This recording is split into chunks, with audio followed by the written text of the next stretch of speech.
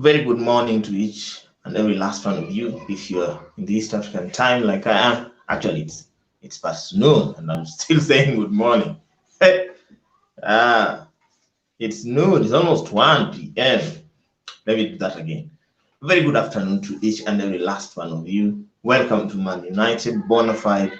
This is the fun channel where we speak about everything Man United. I've been a bit busy, hence the disappearing apps, but whenever I can, I do a video here and there. Like today, we want to speak about Man United's chances of clinching top 3 tonight. We want to do a short review of how the season has been. I want to speak about people like Bruno Fernandes, Pogba, Martial, Rashford, Greenwood, and the form that the team has just been in the past few months. Good news.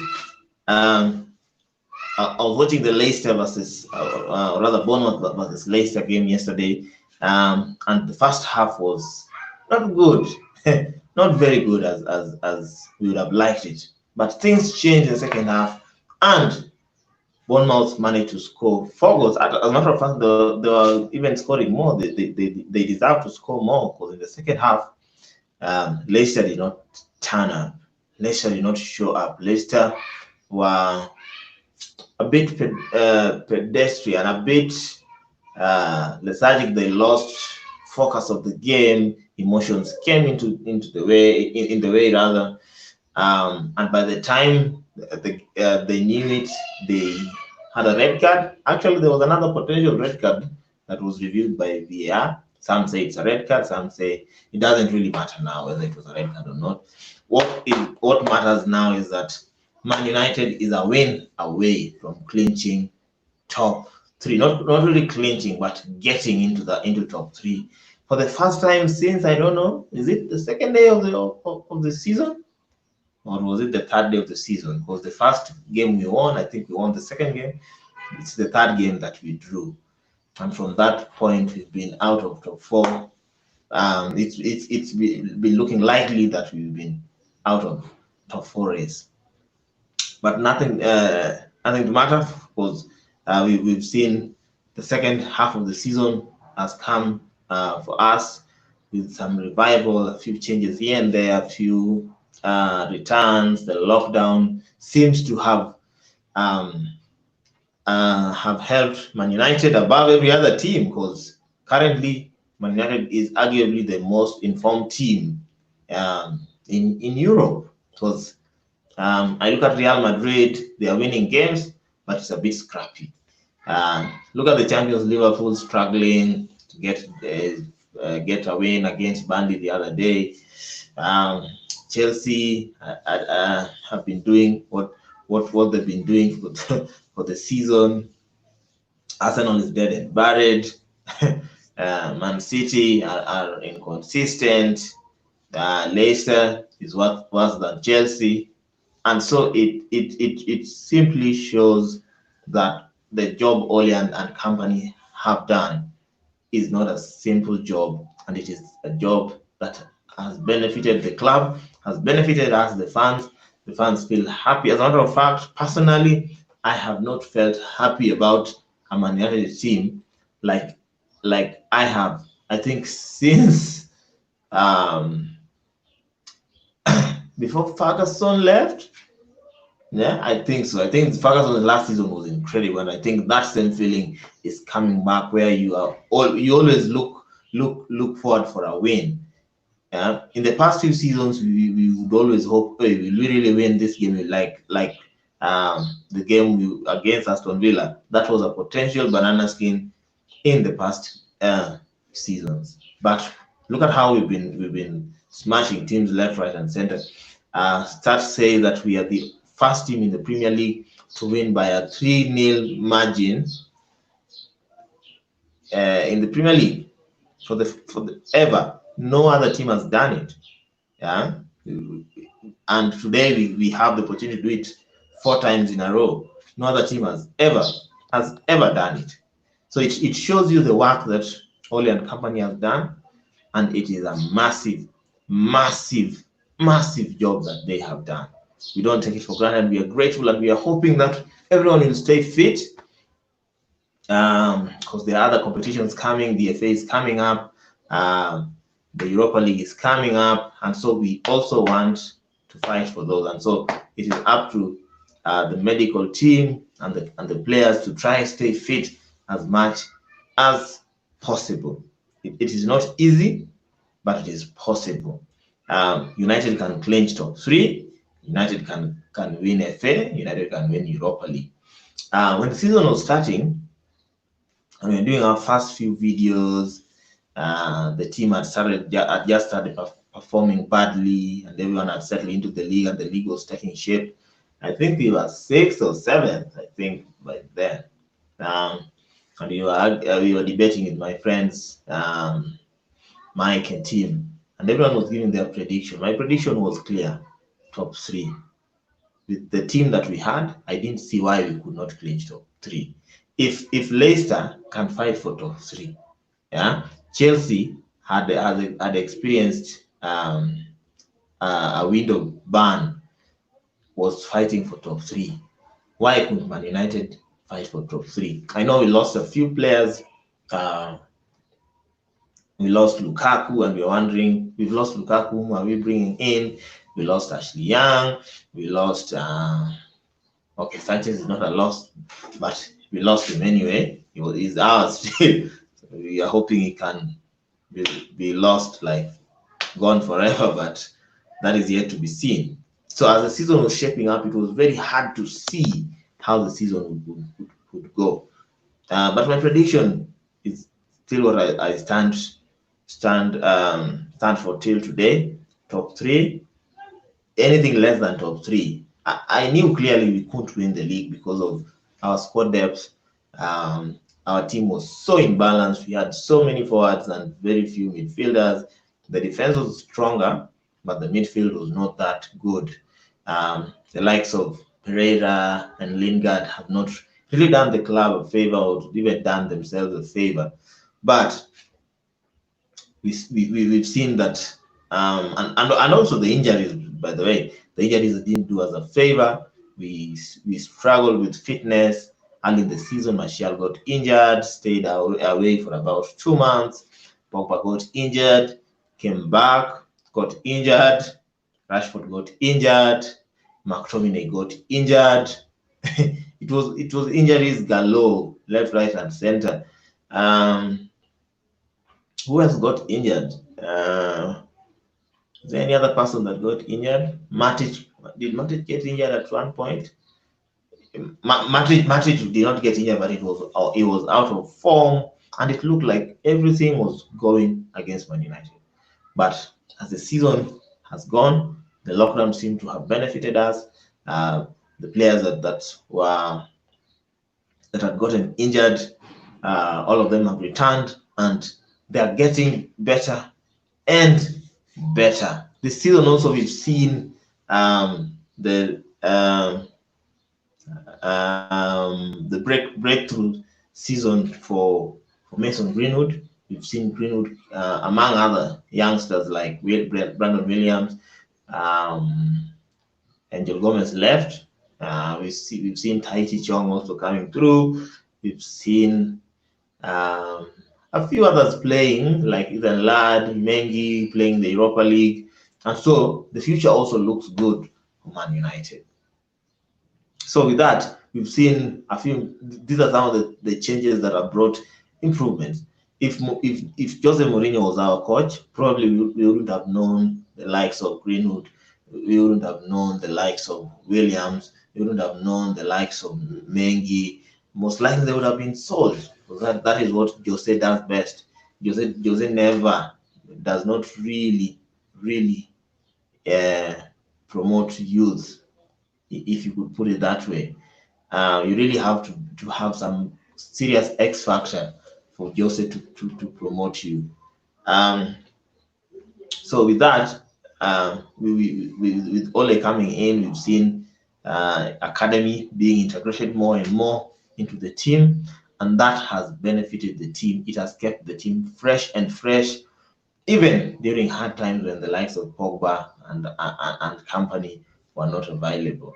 And so with that, these improvements have really helped us, and now we are knocking at the very door of top three. And I'm confident that tonight we will clinch top three position.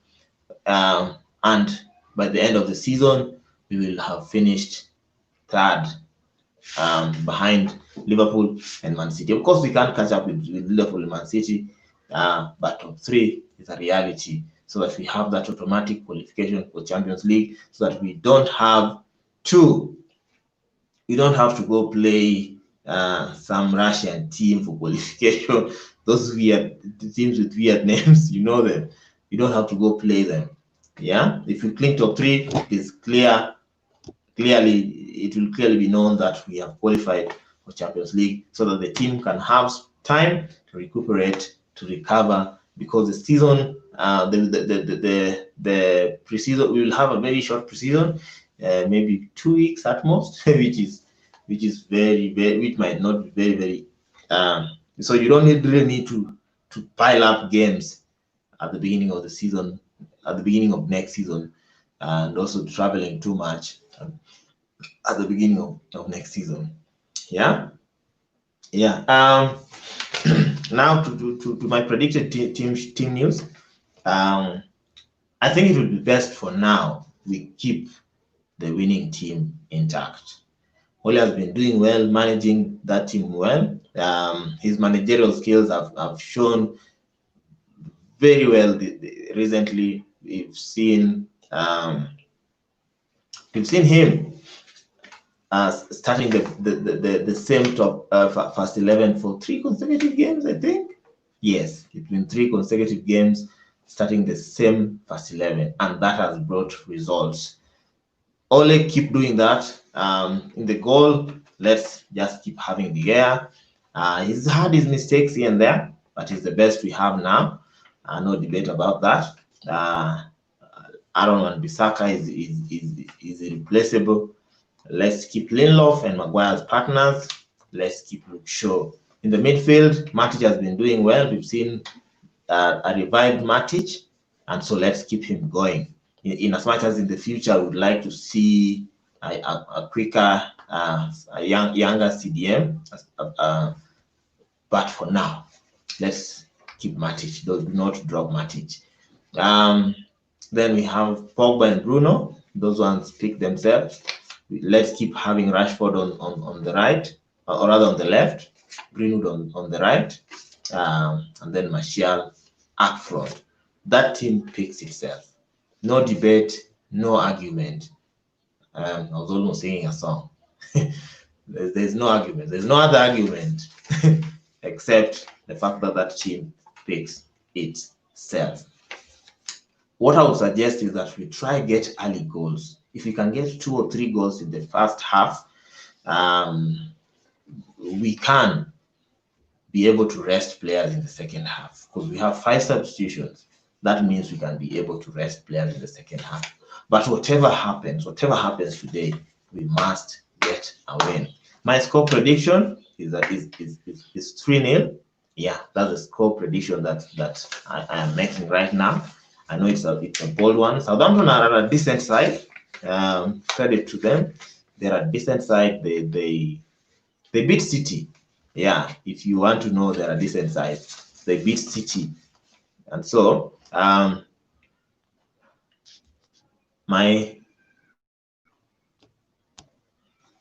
request is that my request for all is that there should be no complacency. There should be no let's not underestimate a team like Southampton. Let's go finish the job in the first half, and then see what we'll have by the end of the game. Of course, we'll have top 3. We'll be in the top 3 by the end of the game. We'll be 3rd place by the end of it. I am so confident about that. Of course, in football, sometimes, not just in life, sometimes you're confident about things and they don't happen.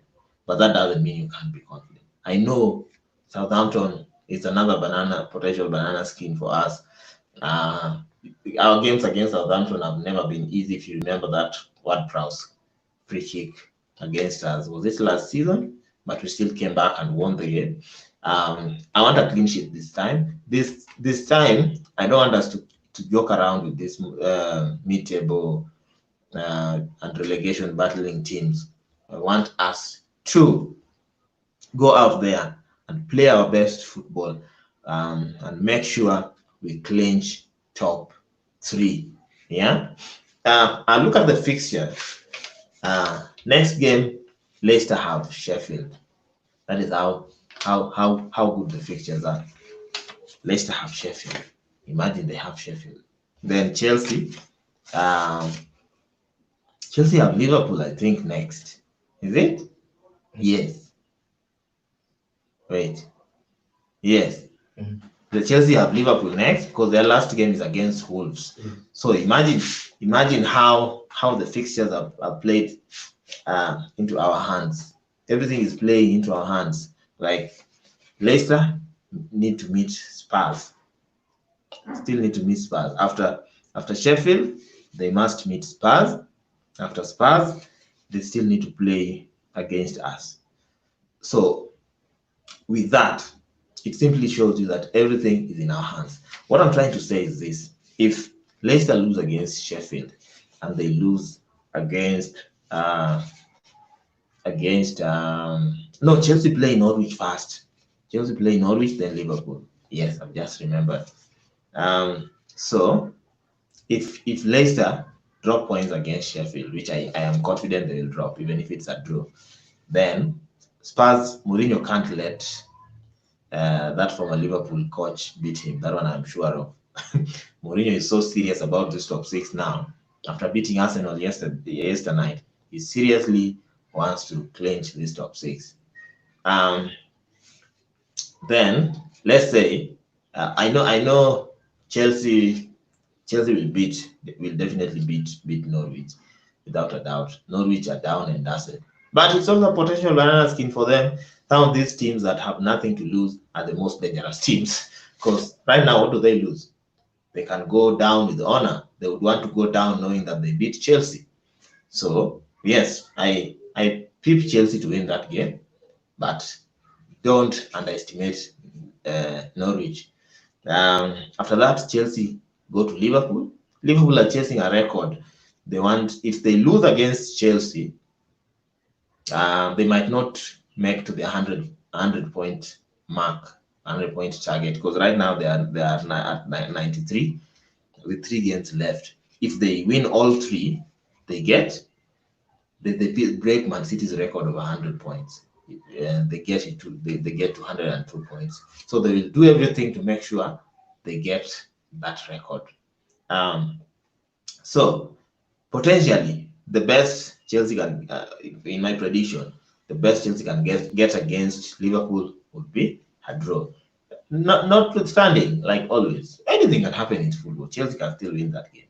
But this is my prediction, that Chelsea will the best Chelsea can get is a draw in that game. I look at Chelsea's defense; it's full of clowns. Let me say that. Although even our defense has been making mistakes here and there, but some of the mistakes I've seen in the Premier League this season are laughable. Yeah. The other thing I wanted to talk about, let me see. Yeah, the Bruno effect. Bruno coming. When Bruno came to us about 6 months. Let me say 6 months late, because we were to get him in August. We only got him in January. And we only got him in January because Pogba, McTominay, and Rashford got injured. And also, don't forget, it's because we missed out on Haaland. If you see how everything played into our hands, we missed out on Haaland. We mourned about it. Pogba and Rashford and McTominay got injured, and so the midfield was so thin. The only options we had was Lingard and Pereira. And so that pushed the board and Ole to go for Bruno. Bruno was there for the taking, and I thank God he came, because he's been a revelation. This guy came, and the impact is evident on and off the pitch. Martial nowadays can smile. My goodness, if Martial can smile, if Martial is happy, I am happy. Martial has shown signs of being happy. I am very happy. Pogba has seen part of the burden that he was carrying. Most of the time, it was Pogba who would carry the midfield burden spread between him and Bruno, and that has eased Pogba's work. It has made Pogba to slowly gel into the team, come back, and we are yet to see the best of Pogba. Pogba has not even gotten off second gear yet. Imagine. He's not even on second gear yet. And already we are seeing results. We are seeing assists here and there. We are seeing long-range passes here and there. We are seeing him skinning two people. Yeah, like in the Aston Villa game, there's a part where he was put in a tight spot between Grealish and someone. And man, he came out of that place like those people are not there. That is our world-class Pogba. So anybody who's been Pogba out, be ye warned. Pogba is not going anywhere. Personally, I am praying that you sign that new deal. Yeah? Please, PP, sign the deal. I'm your number one fan. I've always been your fan. All right? Bruno, keep doing what you're doing. Rashford is still gelling into the team. He's had assists here and there. His contribution is very important. People are criticizing him rather. But with football, sometimes, or sports, sometimes when you come from injury, you take time to get back. And so we are yet to see the best of Rashford as well. Martial has been on fire, giving assists, scoring goals here and there.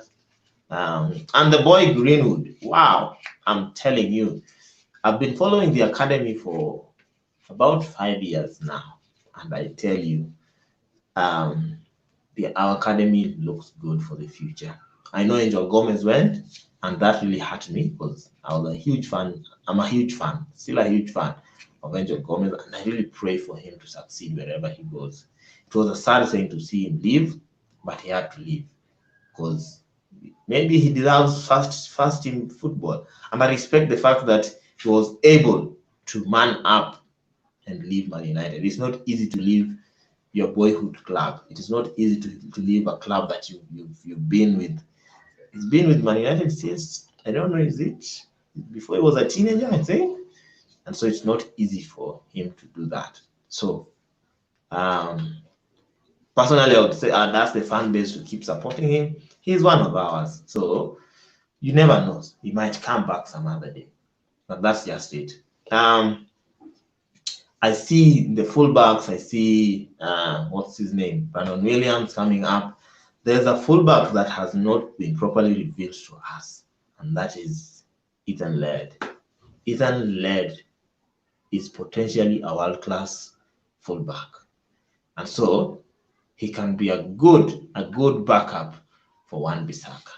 He's a proper backup for Wan-Bissaka. His defensive play is not as good as Wan-Bissaka's, of course, but his attacking play is good. That one I tell you. I've watched him in the academy. He's good. So those are some of the good things that are happening in the academy. What else was I to speak about? I was talking about Man City's ban. Yes, that we've received. It's all over social media now. The ban has been lifted. But they will still pay a fine of 10 million. Is it euros or pounds? I think it's euros.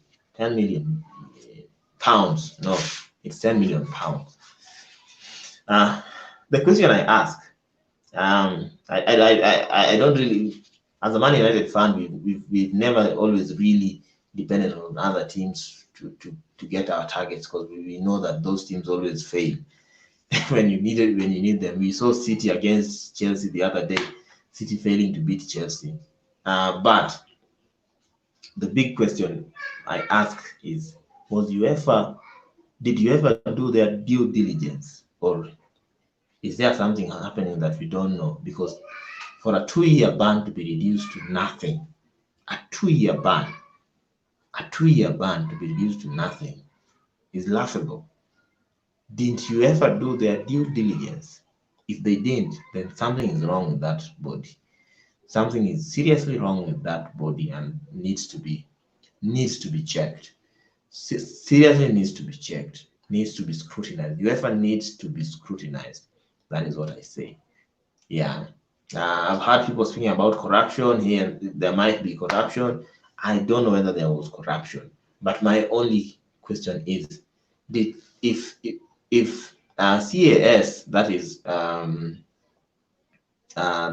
arbitration, sports arbitration, court of sports arbitration, court of arbitration of sports, if CAS has lifted that ban and even reduced the fine. You see, now it's not like the fine is with study.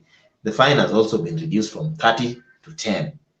Does it mean that UEFA did not do its due diligence?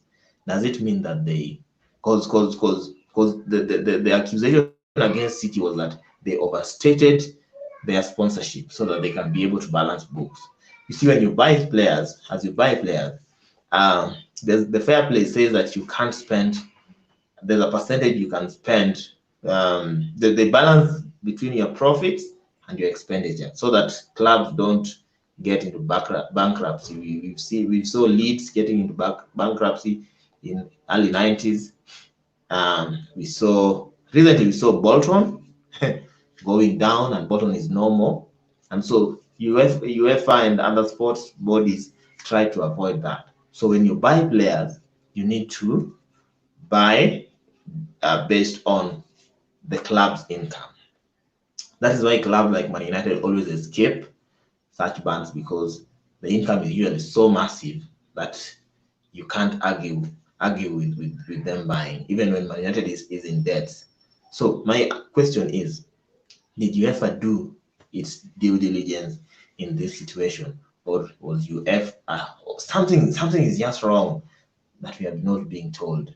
Because there's no way a 2-year ban can be reduced to nothing. It is not practical. Someone didn't do their job properly. Yes, that's my verdict. Anyway, I'm glad that we don't depend on City to be banned. Personally, I've always preferred stronger teams in the Champions League. Why? Because I look at the coefficients. If Leicester go to Champions League, the farthest they can go is second round. Yes, that's the farthest. I even doubt if they can make it past the group stages. So that is why I usually want strong teams to go, because that coefficient is so important. Yeah, it is so important, so that as you take teams, because right now, the team that wins Champions League, I think the country that wins Champions League, the top 5 countries leagues, that is, I think it's La Liga leading with coefficients, then Bundesliga, and then Premier League comes in third. So imagine every year you're supposed to accumulate points to keep your coefficients going. And imagine if you have a team dropping from the group stages, it means you've missed on the points for second round, quarterfinals, semifinals, and even finals. That is why I usually pray for an English team at least to get to the semifinals, even if it is not a team that I support, because I look at the coefficients, because those coefficients are so important, so that it doesn't get to a point where England has to forfeit one opportunity because maybe the Italian league has overtaken England, or the Portuguese league has overtaken the English league. So with that in mind, I usually want very, very strong teams. So that's why the teams like Leicester, Wolves, and Sheffield, they are good teams, but they can do Europa League. And Europa League, I even think they have a better chance of winning the Europa League. But if you bring them in the Champions League is a different ballgame. Right?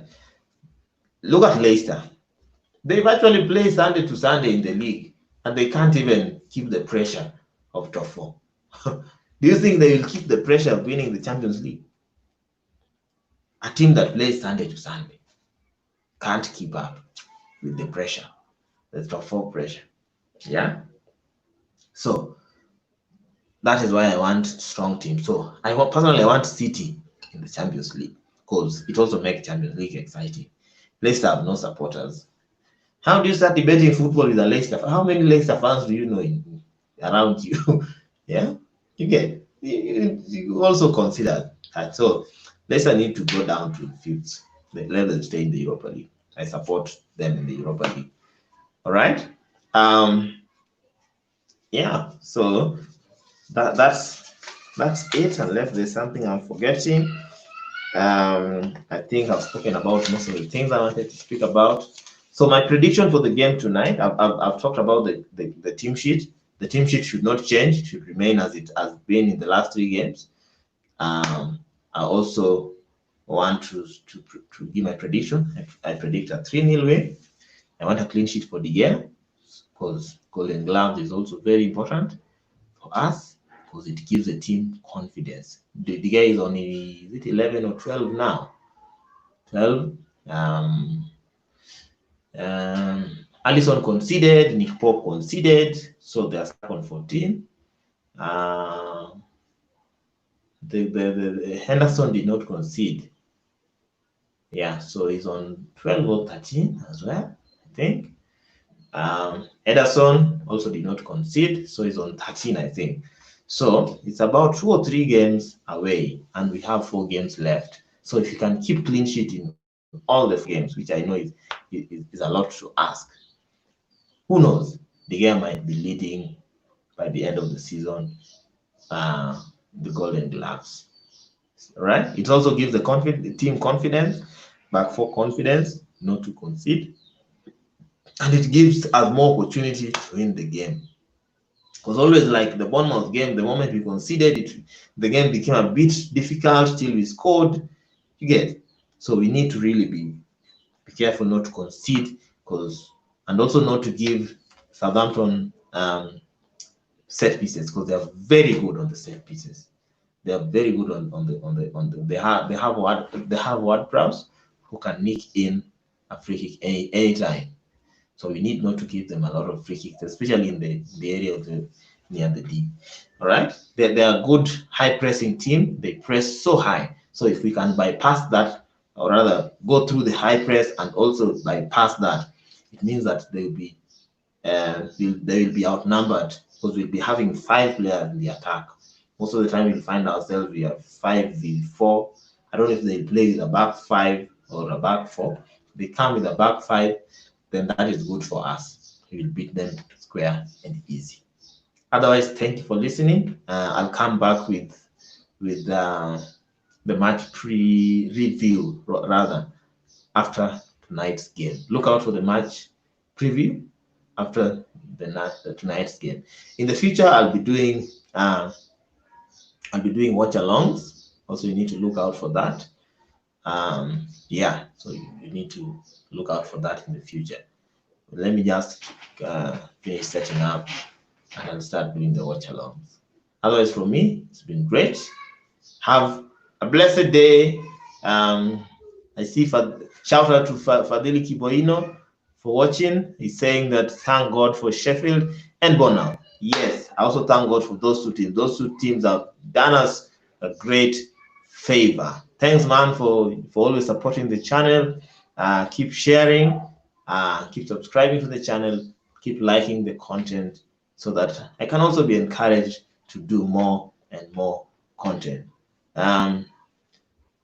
Otherwise, thank you.